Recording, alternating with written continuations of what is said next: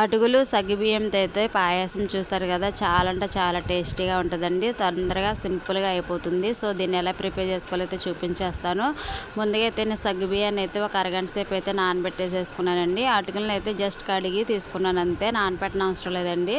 So దీన్ని అయితే ఎలా ప్రిపేర్ చేసుకోవాలో వీడియోలో అయితే చూసేద్దాము. సో నేను ముందుగా అయితే గ్యాస్ పైన ఒక గిన్నె అయితే పెట్టేసుకొని దానిలో వాటర్ వేసేసి, వాటర్ హీట్ ఎక్కిన తర్వాత అయితే నేను మరుగుతున్నప్పుడు సగ్గుబియ్యాన్ని అయితే యాడ్ చేశానండి. సగ్గుబియ్యం నానబెట్టాం కాబట్టి త్వరగా కుక్ అయిపోతాయి. అవి కుక్ అయిన తర్వాత జస్ట్ అటుకులను అయితే యాడ్ చేసుకోవాలి.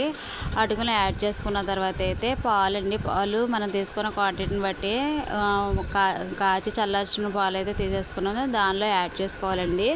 అది కొంచెం చక్కగా పడుతున్నప్పుడు అయితే పంచదార అయితే యాడ్ చేసుకోవాలి. బెల్లమైనా యాడ్ చేసుకోవచ్చండి. నేనైతే షుగర్ తీసుకున్నాను. షుగర్ మన టేస్ట్ సరిపడా షుగర్ని అయితే యాడ్ చేసుకోవాలి.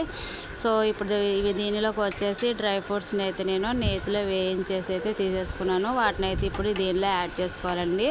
సో చాలా త్వరగా సింపుల్గా అయిపోతుంది. టేస్ట్ కూడా చాలా బాగుంటుందండి. వీడియో కానీ అయితే మీకు నచ్చినట్లయితే మీరు కూడా ఒకసారి ట్రై చేసి లైక్ చేసి షేర్ చేయండి. బాయ్.